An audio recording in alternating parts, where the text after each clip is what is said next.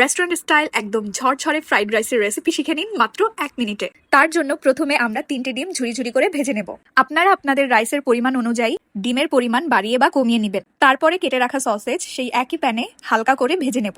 এই কাজগুলো আলাদা আলাদা করতে পারলে ফ্রাইড রাইস একদম পারফেক্ট হয়। ফ্রাইড রাইসের সাথে যেহেতু ফ্রাইড চিকেন খাবো, তাই আমি একপাশে আমার স্পেশাল চিকেন ফ্রাই করতে প্যানে দিয়ে দিলাম। রেসিপি লাগলে অবশ্যই কমেন্টে জানাবেন। তারপরে আমি ফ্রাইড রাইসের জন্য চিকেন রেডি করব। আপনি চাইলে সসেজের পরিবর্তে শুধু চিকেনও অ্যাড করতে পারেন অথবা দুটোই দিতে পারেন। এখানে আমরা চিকেন ম্যারিনেট করার জন্য কালো গোলমরিচের সঙ্গে গরম মশলা গুঁড়ো করে অ্যাড করেছি। তারপরে আদা রসুনের paste, soya sauce, tomato sauce, মরিচের গুঁড়ো, স্বাদমতো লবণ দিয়ে মাখিয়ে ভেজে নেব। এখন একটা প্যানে বাটার এবং রসুন কুচি দিয়ে কিছুক্ষণ ভেজে নিয়ে সেখানে পেঁয়াজ অ্যাড করব। এখানে পেঁয়াজ সবজির মতো ফালি ফালি করে কেটে দিলে বেশি ভালো হয়। এটা ইফতারের আগে আগে বানানো, তাই যেটা ছিল আমি সেটাই তখন অ্যাড করেছিলাম। তারপরে কাঁচামরিচ এবং স্বাদমতো লবণ অ্যাড করতে হবে।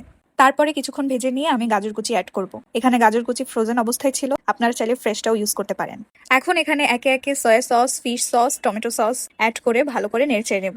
ম্যাগি সস অ্যাড করতে পারলে আরো ভালো হতো, কিন্তু ওই দিন আমার বাসায় এটা ছিল না। এখন ভেজে রাখা ডিম, সসেজ, চিকেন এবং কিছু ফ্রোজেন সবজি যেমন পেঁয়াজের কলি আর ক্যাপসিকাম দিয়ে 2-1 মিনিট নেড়ে নেব। 2-1 মিনিটের মধ্যেই আমি সেদ্ধ পোলাওয়ের ভাত এর মধ্যে দিয়ে দেব। এখানে আমি চিনি গুঁড়া চাল ইউজ করেছি, আর দেখতেই পাচ্ছেন কতটা ঝরঝরে ভাতগুলো। অনেকেই ফ্রাইড রাইসের ভাত নিয়ে অনেক প্যারায় থাকেন, সিদ্ধ করতে হয়, মাড় ঝরাতে হয়, ফ্যানের নিচে রাখতে হয়। আমি এগুলো কিচ্ছুই করিনি, একটা স্পেশাল ট্রিক অ্যাপ্লাই করে এমন ঝরঝরে রেজাল্ট পেয়েছি। ট্রিক জানতে চাইলে কমেন্ট অবশ্যই জানাবেন। এখন 3-4 মিনিট নেড়েচেড়ে নিলেই আমাদের ফ্রাইড রাইস কিন্তু একদম রেডি। আজকে এই পর্যন্ত। এমন আরো রেসিপি পেতে ফলো করুন just Tommy. Thanks for watching. আল্লাহ হাফেজ।